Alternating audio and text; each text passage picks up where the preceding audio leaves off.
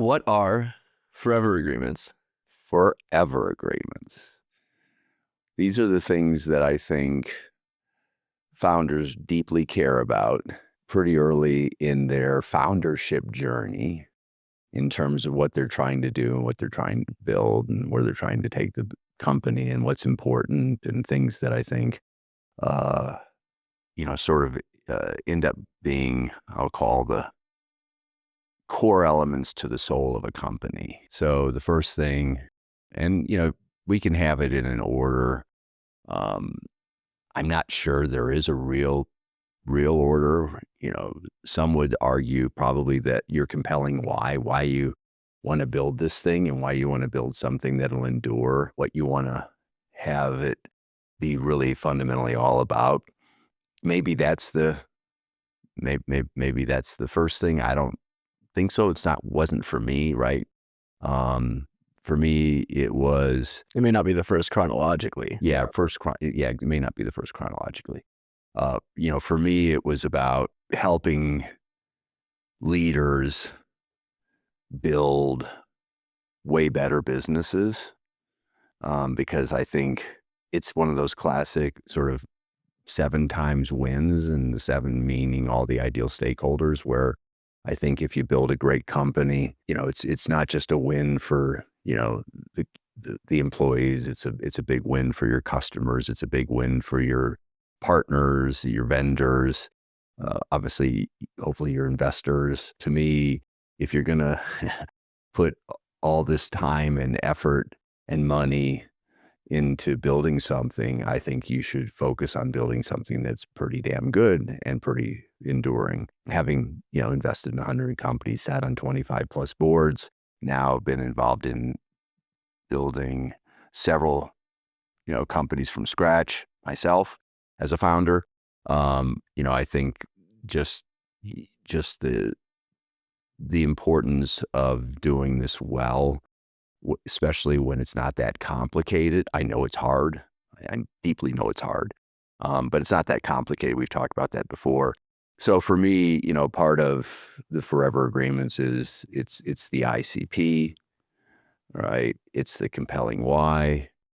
Ultimately, it's to make this all work, you need to have a culture that is very healthy.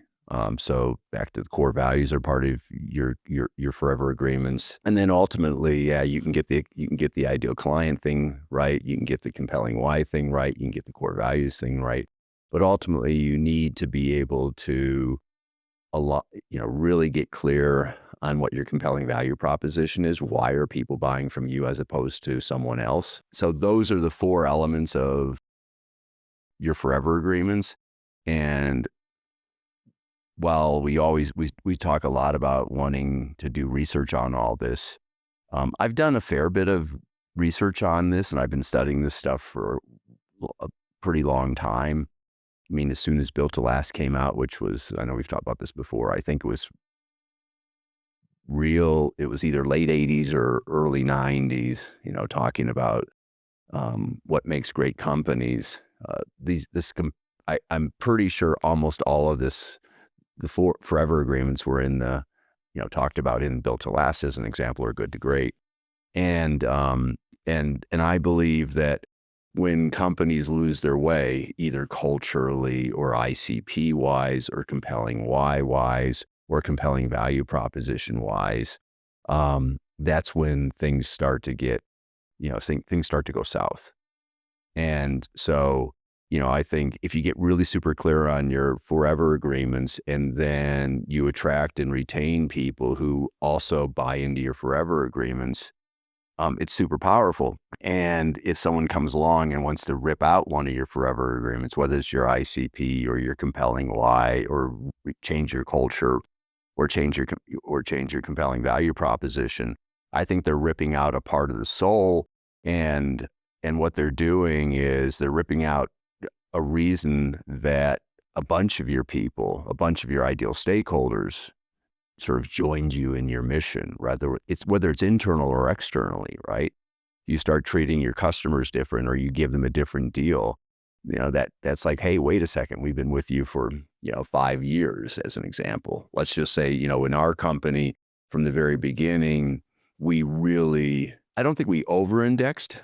I think that implies that we went too far, but we highly indexed on taking care of our customers. Back to, so from a service perspective, back to, having a clear point of view on our ICPs, which is, there's a combination of founders / CEOs with probably a high emphasis on founders, just because I understand the nature of that journey so well, that, we needed to be doing everything we could to serve these people and help them and be available for them, as soon as we possibly could be, almost 24/7, because we didn't, want to have someone, sort of struggling with our attempt to help them. And so, there's just, in my mind, there's always been this deep respect and appreciation for the founder's journey. And we wanted to be there to help them. So that's why service was so important, because the ICP was so important, and we wanted to serve that ICP as best we possibly could, because once again, we know how hard the journey is associated with building a great company. So, those 4 things are the forever agreements. And as I said, I think that they're forever agreements because if you build a great company, part of the building of the great company is setting it up so that you can pass the torch to the next generation, the next generation, the next generation. And those who pick up the torch respect that you built, and they respect your forever agreements. I think I've shared this before on the podcast, but part of what I want to do is actually have a contract with my successor, right? And with the board, and say, hey, right, this is super important to who we are. Please don't screw with it. Well, right. That's explicit, coherent, and resonant. Yeah. Right? You have to have those things be made explicit. And Yeah. I think most businesses do not have these things made explicit. And so when the founder departs, things kind of falter and flail a little bit. And a lot of times it just goes continuously downhill, because you have a bunch of people not understanding where the problem lies. And so they're just ripping things out, trying to see what works, what doesn't work, but they don't understand it. Like forever agreements, for example, are all interrelated. And right, so I would argue our value proposition is journey based. And Right. that has to do with the fact that Yes. being a founder is a journey versus is a CEO or just a visionary. If we were just to have that as being the core focus, there's not really much of a journey there. Not as much, right? Right. There still is, but it's not 1 to 1,000. It's not the same level of intensity, for sure, right? Going from stage 1, right, from the idea, I like to say, to IPO, right? Going from stage 1 to stage 2, to stage 3, to stage 4, to stage 5, right? That climb is a hard climb, right? And one of the things that we're now really starting to appreciate more than we ever have, and we're almost 8 years into this game now, right? Just a month or 2 from 8 years, is what percentage of our clients are actually like struggling through stage 3. And I think it's, back to if you look at who's in stage 1, 2, 3, 4, the highest percentage of our clients, I'm pretty sure, are in stage 3. And part of the reason that they're in stage 3, part of the reason that they embrace EOS as an example, in my opinion, and we'll do the research on this, is because of the struggle associated with getting everybody ultimately on the same page in terms of your operating system, right? How you do work, how you work together, how you collaborate together, how you communicate, right? How you make sure that people and teams are capable of working across and up and down together. That's hard. Yeah, and for a founder, you're not in everything all the time at around stage 3, or you're starting to be removed from stuff. And That's right. there's a lot of content these days that supports getting you from 0 to stage 3. Right, there's a lot of stuff on YouTube, a lot of that entrepreneurial stuff, EOS. They really help with that stage of the journey. Yeah. And then it's like just a completely different language moving into the more, I don't want to say enterprise, but it's getting there. Right. More of a company motion versus an entrepreneurial motion. Yes. And there's such a shift in the systems you're using and in the philosophies you're learning from, and especially the people that you're learning from a content thought leadership perspective. And there's not really anyone in that middle zone because it's kind of tricky. And so you can make simple things for big businesses, and you can make simple-ish things for entrepreneurs. Yeah. But how do you bridge that gap? Yeah. And it's just really hard. And so from a financial perspective, does that really make sense to index on? Probably not. But where that responsibility has been abdicated, that's where the opportunity lies. Yeah. Right. And that's something that we need to serve in bridging that whole journey and making it into one cohesive thing. So all the stuff that you've built up over stage 1, 2, 3 puts you in a good position to work into stage 4 and 5. Yes. Not just to get you to that point and then you're standing in a desert, like metaphorically speaking, and have no idea where to go. This is an area where we're really investing right now in terms of understanding our client and clients and helping the best we possibly can with regard to their journey, right? And I think even when we look at all of our coached clients, and we know the power of EOS, right, as an example. But when we look at our coach clients, the coaches get the leadership team, the senior leadership team, to embrace the notion of getting to be at least 80% strong across the 6 key components. But where EOS seems to be not doing what I want it to do, not accomplishing what I would love it to accomplish, is to help everybody understand that the real power is not just to get the leadership team, right, all on the same page, but to get the entire company on the same page. And so we see, whether it's self-implementers or coached companies, this struggle to get everybody up and down and across the organization on a unifying operating system, right? And I use the term unifying as opposed to unified, because unifying is present tense. It's part of the journey. It's part of the journey. It's something that you accomplish because you have to work to keep it unified. Yeah. Right. Yeah. There's always those forces of entropy. You're gonna have some people that, whether it's conscious or not, like the stratification of things. Yes. They like the separation because it's a hierarchy kind of thing. It's like, if you like that, you got to acknowledge that as a bias, right? But you want to bring everybody up because you're not doing this for yourself. You're doing it for the team, for the organization. There's not really an immediate incentive to do that work. The whole company. It's hard work. It's a lot harder. Yeah. And it's only going to get harder if you keep putting that off. Yes. Because there's a little bit of an escape velocity there where at some point, if you just haven't done that, it's like, you're going to have to let go of a lot of people. You're going to have to restructure everything. It's going to be complete chaos, and you're going to stall things out for quarters. Optimistically. Right. If you're doing this at a 1,000-person company and you want to really get everything moving, it's like, it's a lot of inertia there.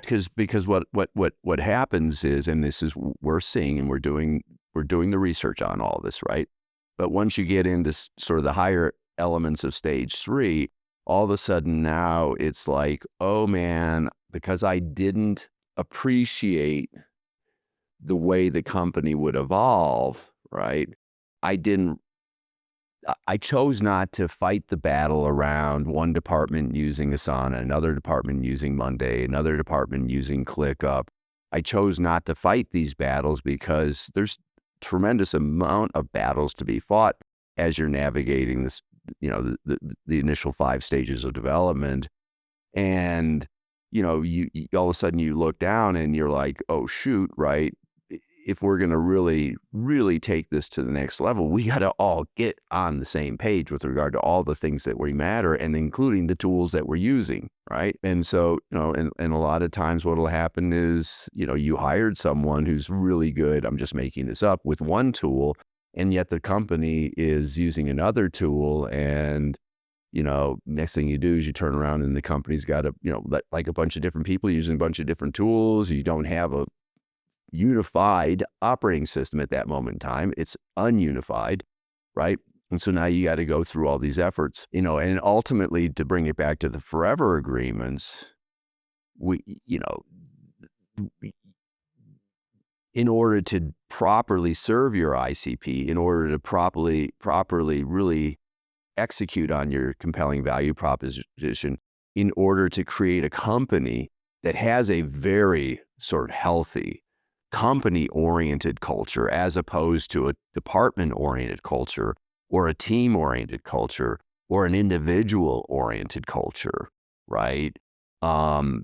You got to have, if you allowed it to get to this place, now you got to start breaking stuff down, and people don't like it because, well, we've been working, we've all been using this tool over here in our department, and we see a little bit of it in our own company, right? There's a little bit of human nature there, right? Yeah. There's human nature to complicate things, right? Even though people crave and love simplicity, it's in our nature to complicate things. And when you have all these things, it just creates chaos. And if you're picking your battles, right? But are you picking your battles in terms of, oh, I'm going to save this battle for this day while I work on what the actual core issue is? Or am I just ignoring this for now? Because if you're just ignoring that for now, that's not really a great strategy, because it's only going to get worse while you're ignoring it. Pay now or pay later, Yeah. and the pay later is going to be a much higher price, right? And your ICP is going to crave the simplicity, right? You're supposed to simplify things, make things better. Yeah. And if you don't have simple inputs, you're going to not be focused. And so, right, simplicity breeds focus, which then breeds simplicity. Simplicity in the inputs creates focus in the organization, which creates simple outputs. And we see issues with that, and we're obviously oversensitive to the things inside, and you look outside and talk to other people, and it's really chaotic. And a lot of people's instinct is, well, we need to add more, right? We need to put more things in motion, try other tools where it's like, no, we just need to focus on this thing. Right. And then have a strategy moving forward. And slow is smooth and smooth is fast. And so sometimes there is the proverbial, 2 steps backwards every now and then makes sense, so that you can get back to, 2 steps forward, 1 step backward. But that 2 steps forward, 1 step backward you will never not have, at best, 2 steps forward, 1 step backward. Well, success, growth, scaling, whatever you want to call it, is not linear. No. And that's fine. Yeah. I think it's worth saying that the great founders all obsess over the details, which is not that they're perfectionists. It's more just they are aware of all the little things, and they want to make sure that all of those things are in order. They're aware of everything that's going on for the most part, and all the things that indicate that there are issues. And then they worry about those things, because having that creates the simplicity and it creates the cohesion. And I can only speak for myself so obviously cannot be put into a category of a great founder at this particular point in time. Maybe 10 years or 15 years from now, someone will say, what we did was pretty bloody cool. But what I know from my perch is, when I look over, because this is the difference between stage 3 and stage 4, right? In stage 4, you are conducting an orchestra where everybody, right, is singing from the same sheet of music, right? Everybody's in tune. The whole orchestra is playing really, really well together. And they're all talented. They're all present. Yeah. Right? This actually means something. Yes. Not just like, oh, there's a dude waving his little wand around. Right. And I believe that if you want to look at the orchestra, and we're mixing metaphors right now a little bit, right? But if people want to use different sheets of music, right? They want to play instruments that are tuned differently, right? That's just, what's it, cacophony or whatever? Cacophony. Thank you. Sorry. See, I get to embarrass myself here, right? But it's just, it's chaos. It's noise, right? And when you're above it, you can see and hear this, but the people in the departments and in the teams, they don't hear the whole thing. They just hear their own music, right? And they think they're doing a decent job, right? But the reality is, when you stand back, and especially when you're transitioning from stage 3 to stage 4, if you're listening closely, you hear this stuff, and you can hear the little things that are going on. And then you step in and you say, guys, this isn't working. These are the reasons why. And then, I've experienced it recently where I get accused of being involved in the what, not the how, right? And it's like, but I know the what's not working. I know we're not focusing on, making sure that we're all using an instrument that's tuned to the same note, right? And I can see that it's just going to get worse if we continue to go here, because we're creating stuff that we're going to have to ultimately either unwind or redo. So slow is smooth, smooth is fast. And the cultural stuff, right? Back to the forever agreements. I think you said it earlier. It's not that people aren't trying to do the right thing, right? It's their perspective is narrower than yours. And they think they're doing the right thing, right? But they don't appreciate the bigger picture, longer game. That's your job, right? Your job is to be playing the bigger picture, longer game part of the, in terms of leadership. And so sometimes it's easy to explain things, and sometimes, it's not. We've talked about this in the Founder Mode series. Sometimes, your instincts tell you this isn't right, but you can't explain it entirely. Sometimes I'm guilty of not wanting to take the time I probably should take in order to explain everything and slow everybody down. And, the whole moment we're in took me 9 months, maybe 6 months, right? To get everybody on the same page. We're still in the moment, I would argue. And we're still working through it. Yeah. But on the C-suite level, to get the C-suite, Yeah.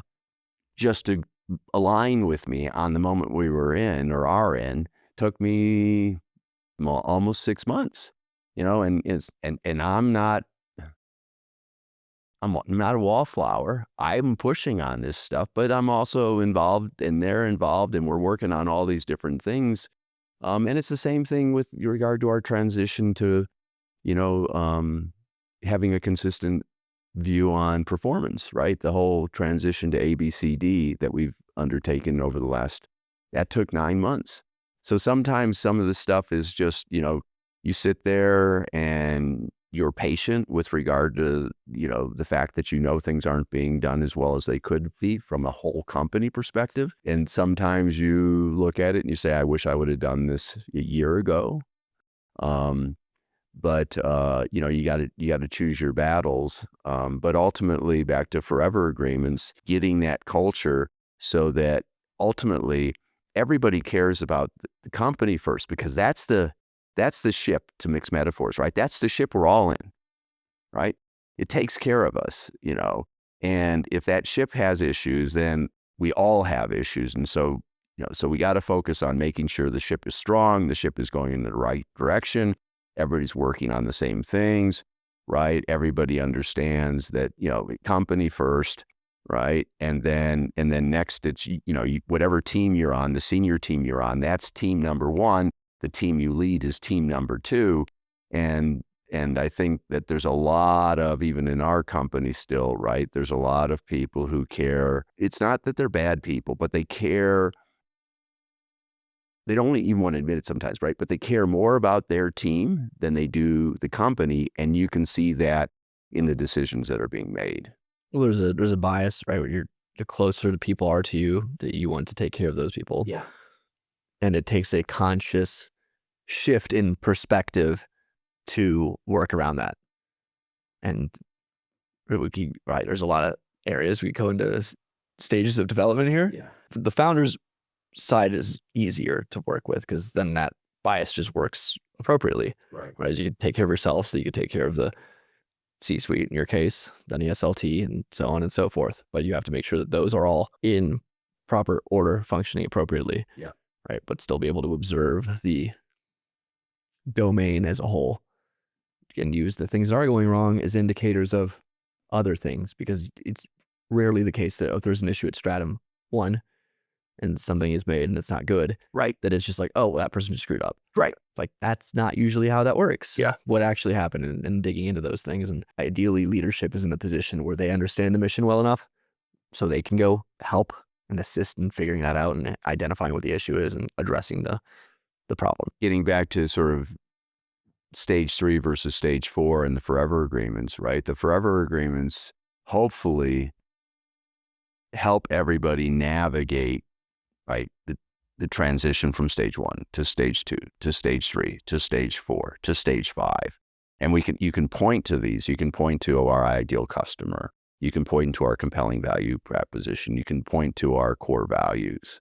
You can point to our compelling why and say, are the things that we're doing consistent with this? And in particular, are we aware of what stage of development we're in?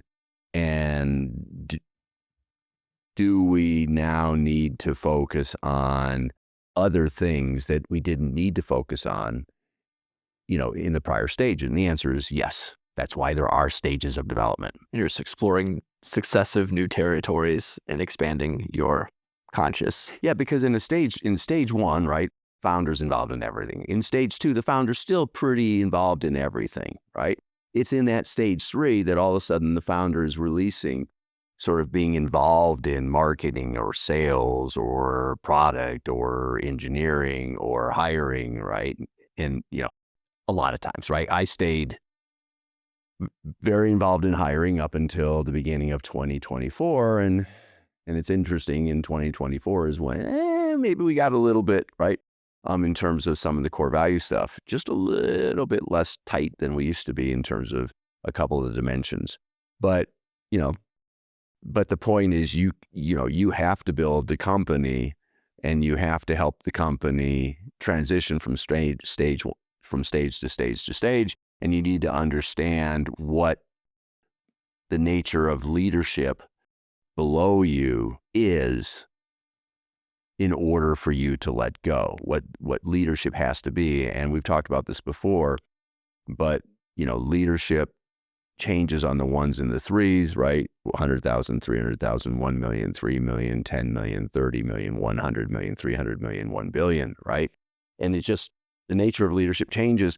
And it's not just the nature of the leadership team at the top of the company. It's the nature of leadership generally throughout the company that just becomes more complex because you're dealing with just a lot more people, right? A lot more systems and processes and methodologies. And if it's truly a company that's operating with a unifying operating system, right? Making sure everybody is like, we're doing the right things so that the unified operating system is unified across methodologies, it's unified across tools, it's unified across the disciplines, it's unified across performance management, it's unified across leadership and development. I mean, it gets pretty complex, right? But it does not scale well if every department's doing its own thing, period, in the discussion. Because now more than ever, like in our company, I mean, people are working across departments, across teams every single day, right? So those forever agreements, they're just like northern constellation, stars within a northern constellation that just helps us navigate and grow and look at like, where is entropy harming us specifically in terms of things that are super important. I like stars as an analogy because stars are forever. Yeah. They do not change. Yeah. They're there. You can rely on them unless it's cloudy. All right, we're all going to have cloudy moments where we lose sight of things. But there's not, right? Say you're in a desert, sand shifts, these things change. Stars don't. Right. And so it's important to orient yourself around the things that are forever and things that you agree upon. Because if you just say, oh, we're going to use the stars to navigate, and then you don't say which stars are which as a group, and like, that's the North Star. And so it's like, no, that's the North Star. Well, obviously in that case, you'd be able to point out that, no, that is the North Star. Right. But, right, so if you don't have the agreement among everybody, then it's just, you're all moving in different things, and that doesn't work. Yeah. Right. It's like what you said earlier, when you want to have a contract with your successor and with the board, that this is the mission of the thing, and we don't go against that. Right. Because there's going to be times where it is cloudy and you want to change up the strategy. You can decide that there are more core elements to your forever agreements than the 4 I just mentioned, right? But if you do have those, and I would submit to you, and I'm going to submit to you in a second, that we actually have a fifth forever agreement. I have 5. All right. It'd be interesting to see what you have, right? But there's a fifth one for sure. And for me and for us, it's high trust relationships with all of our ideal stakeholders, right? That's mine. You may have a fifth one, a different one, right? But Yours would go into mine. okay. So, All right. yeah. So I'll shut up then. I'll hear yours, but I want to talk about this one because I think for us, this is really super important. I just say it's a guiding principle. Yeah. Right? Yeah. It's like, that's a thing, and we do not go against that thing. Right. Right? That's a hard arrow, vector, boundary, whatever you want to call it. You don't go against that. That's what we're doing, and it's basically a sub why, where you could either say it's guiding principle or core motivator. Right. I think you could use those interchangeably. Just one's a little bit more emotional, for lack of a better word. One's more rational, right? Is it derived from your why, or is it derived from first principle? That's a thing. But I do think having those principles is important, because I think that they sort of support the core values. Because there's companies out there, I think it seems like there's increasing number of companies out there that use the principle model over the core values model. But I do think it's important to have, like, what are the main principles that we hold dear, right? That really matter for us, guiding principles, not first principles. So that those are always front, center, emphasized, because if you have a list of 20 guiding principles, that's gonna be a lot harder for people to hold dear versus 4 or 5 core values. So I think there's value in both. Mm-hmm. I just think principles matter more, and then they help you to inform your core values as heuristics derived from the guiding principles. What would be your fifth? I would say, right, first principles why, compelling why. Yeah. I would say those are top. Right. Like, it's like you can't change the way the world works. Right. So you're like, I wish human nature were this way, for example. It's like, well, it's not. So whatever, right? There's a all stages of ego development thing you could pull into that, where it's like, you have to be aware of this, you have to be aware of the journey, what people are, so that when you get to your ICP and building that out, say, well, we're informed. We actually have done our intuitive research here. Right. So first principles, compelling why, then like your guiding principles and motivators, however you want to say those things are, right? Yeah. And these could be 1, 2. This isn't like 1, 2, 3, 4. Right. Then your core values. Yeah. Then your ICP. Yeah. And then how do you serve your ICP, your unique value or compelling value proposition. Yeah. So I would say that's the forever agreements. Yeah. And I would put them as parts 1 and 2 as why principles, and then core values, ICP, unique value proposition, because then that's kind of how that core interacts with the world around it and serves that world, serves that clientele, that audience. So you're basically adding first principles as one of our forever agreements, a first principle based way of looking at and understanding the world and dealing with opportunities and problems. You could argue it's not really an agreement, because it's just, if they are first principles, it's like, this is just the way things are. Right. And that's more of an implied thing among leadership. It's like, you should understand a first principles based thinking or based approach.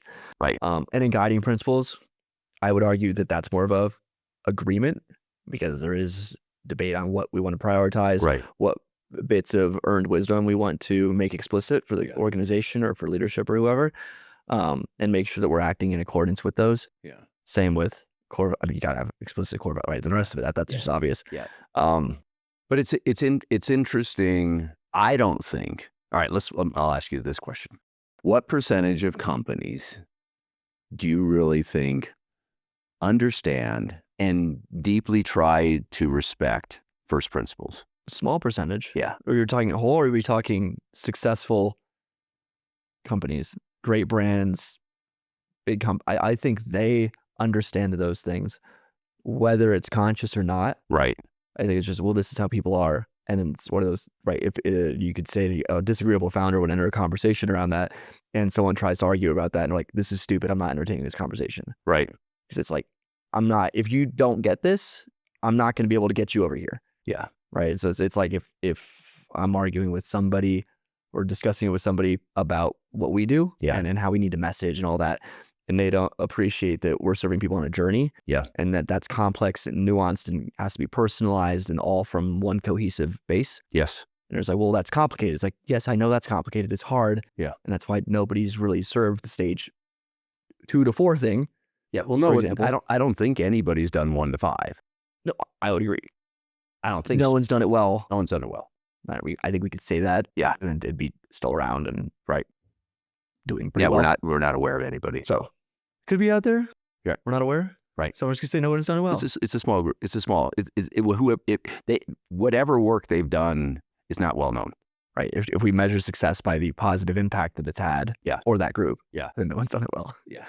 Right. Yeah. And so those little things that if you're struggling there, right? It's like, okay, well, if we're here and we have a disagreement, then we can go down another level, right? And just get down to first principles. And if you have all the time in the world, right, you can get someone to appreciate and understand the thing that we're doing, and then build back up so that we are speaking the same language and moving in the same direction. But it's an issue at higher stages when you have to do that with the whole company. You don't have the time to sit with every employee and get them on the same page, because it gets increasingly complex. So the whole leadership and everyone starts to cascade and understand, understand and cascade the forever agreements. Yes. All of the things that are derived from that, right? So I would say like essential core business activities are derived immediately, and then the secondary supporting stuff like data research, tactics, whatever, right? As we move further and further from that, those things will evolve accordingly. And we need to have, I also, not to just completely derail this, Right. Your forever agreements can evolve, right? It's a question of evolving versus being destroyed. Right. Don't just destroy the thing. Don't rip it out. Right. Understand it. There's probably a little bit of a thing in there. And so with core values, for example, you could discover that they're not great heuristics for the principles and values that you want to own, right? To hold dear and sacred. Maybe it's like, well, we had this intent behind it, and then we see that in reality, it's not performing as it should, right? Heuristic is only as good as the behavior that it encourages. Right. And so you have to fine tune it a little bit. And so while the words may change, Right. the thing is still the same. The essence is still the same. Yeah. I mean, it's like we've talked about this before. We added GSSD, right? Since we started the company, we've tweaked the language around probably almost every single core value, but just to get it so that, as you said, just to get it so that, generally speaking, people understand what that core value really means better. Yes. Yeah. And your why can be the same thing, but you're just gonna, as you peel back the layers, you're gonna understand it and refine it a lot more. Yeah. So some of them refine, some of them evolve. There's always a little bit of organic change within these things. Yeah. But as you get further and further from the core, right, there's more flexible, right? The core is rather rigid. Yeah. The essence is enduring. I think, one of the founder of Whole Foods was talking about what in a podcast that I listened to recently about, sort of pragmatism versus idealism, right? And as far as he was concerned, he would have loved for everything to be pure organic that they sell, right? And he would have loved to have not had certain types of product or certain types of manufacturers on the shelf. But there comes a point where you get so idealistic that you lose the game. Well, that's losing sight of, or if you're trying to best serve great food with great ingredients to your customers, Right. And this sense of idealism is keeping you from doing that, aren't doing a great job. Right. Right. You're not serving them as well as you could. Yeah. So sometimes back to these definitions, we do, I may, as an example, think that these words work, and yet they don't. And so I've got to say, and I could say, well, damn it, every single person in the company should just understand this stuff. And I can, pound my feet on or hands on the table and say, we shouldn't hire people who don't get this. And the reality is that, that's not always the right answer, right? The right answer is to figure out right? How to play the long game, how to be the best you possibly can be, taking into consideration the nature of the game you're playing, including the nature of the players that you want to bring in and have play on your team. And so I think that, this is part of the challenge that, sort of strong-minded, strong-headed founders, I'm sure, deal with on, like I have, right? You deal with what's most useful. How do you balance the getting all this stuff really nailed, but also making sure that it resonates and performs its purpose, and that when you pass the torch, right, it's understandable. It should be understandable by the CEO, right, or your successor. I mean, it's usually not. Well, that's a whole nother conversation, which I think is, shame on the board, shame on those involved in the interviewing process. But lots of times someone will come along and they will want to make their mark, and they will rip something out without truly appreciating it.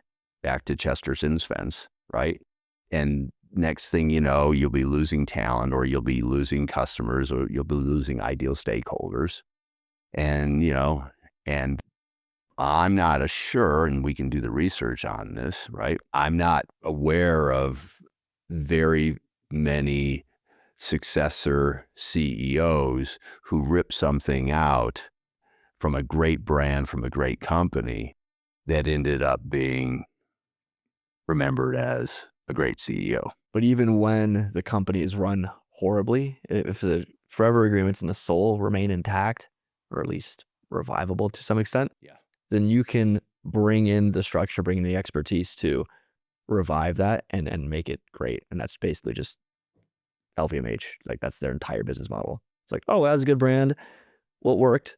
Right. It has a good name and is run horribly. Yeah. Let's just go buy that, and then it'll be worth a lot rather quickly. Yeah. Well, like, Warren And then Buffett was, don't sell it as a key part of it, because the forever side of it is that's now part of us. Yeah. And we want to serve that forever. right, because we think it's a brand that can be an enduring brand, a Yes. forever brand, right? Not just like a 5-year turnaround, Yeah. private equity Right. kind And of. then flip it. Yeah. Right. And Warren Buffett, and I will completely destroy the quote, right? But it was something to the essence of, you want to buy and invest in a company that could survive a fool, because whether you like it or not, someday it's likely going to have a fool for a leader, and you can get rid of that person.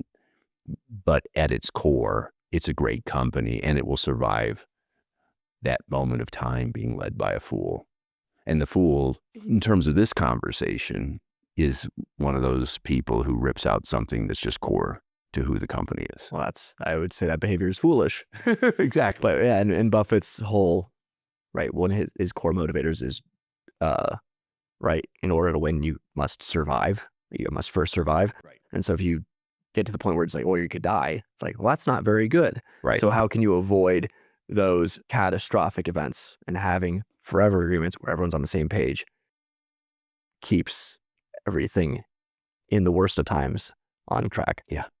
One of the questions that I think is an interesting one, and maybe it's another whole podcast, right, is when you think about a brand and a great brand, right, how much of a great brand is attributable to explicit, coherent, and resonant forever agreements? I think a lot of it, explicit's the only one where it's explicit, and agreements are iffy, because I think a lot of them is just the founder was really aware, consciously or not, really focused on the coherent and resonant side of things, because it's all from one simple place. Right. And I think that this is a new field of making this stuff explicit and sort of codifying the soul of the thing so that it can be passed on. But as an and example, why-centered things are a lot harder to do that with than what-centered things. Like if you have an operationally excellent business, it's like it's a lot easier to make that work. Yeah. Like the more industrial type things versus the more artistic ones it's harder to do that. You could look at Ferrari for example, or Right. Red Bull or whatever. It's like those are harder to. For LVMH as an example, because I know we find that a great case study, right? When they go and buy something, they understand, right? They understand whether you call it explicit or implicit, they understand what the core of that brand is, right? And they keep it by industry so that they're able to use these frameworks Yes. more, but they're very much, they will not, and this is a very big thing for them, they will not go buy something that is at odds with their own forever agreements. Right. So it's a lot easier to buy these things and have them assimilate into their system than it is to go out and buy something like that's a really powerful brand in luxury, but their values don't align, but it's a great opportunity financially. It's like, well, they just won't do that. Yeah. Right. That is a guiding principle for them. Yes. It has to align with their forever agreements, right? With their why, with their core values.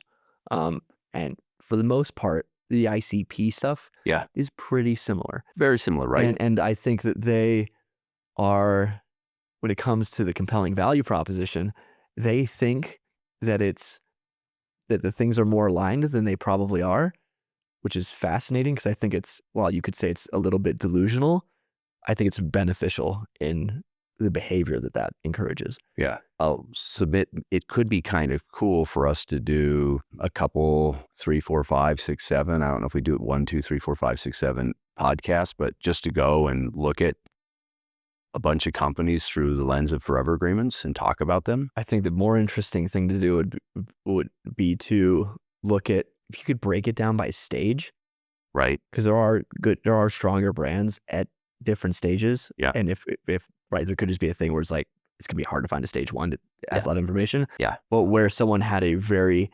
interesting and experience that illuminates a lot of the issues with stage one from a company perspective and try to figure those out. It may not be able to do stage one, but stage 3, 4, 5, right? Those we could definitely find stuff and then break it down and sort of analyze the companies from those models and those frameworks. Yeah.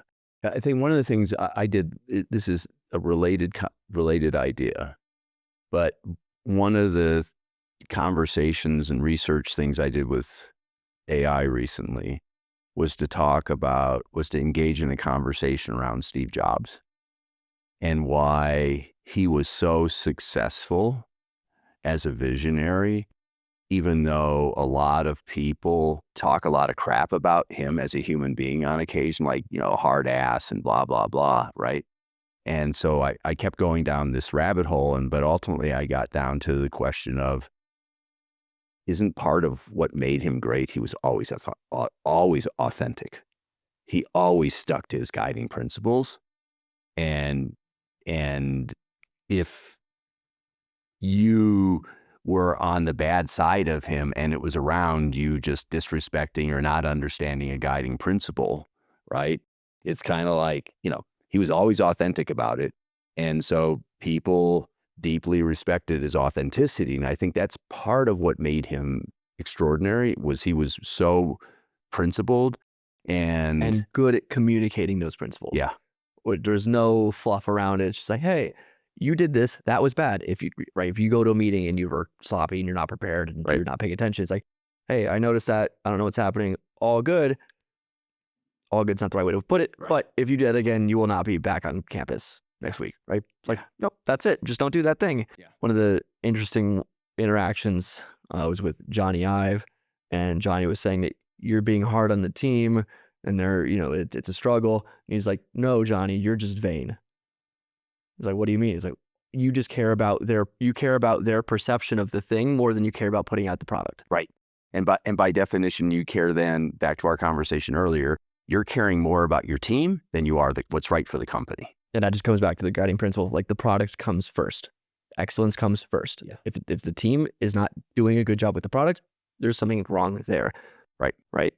And inherent in there are forever agreements. Exactly. All right. It's probably a good place to end. Probably. Thank you.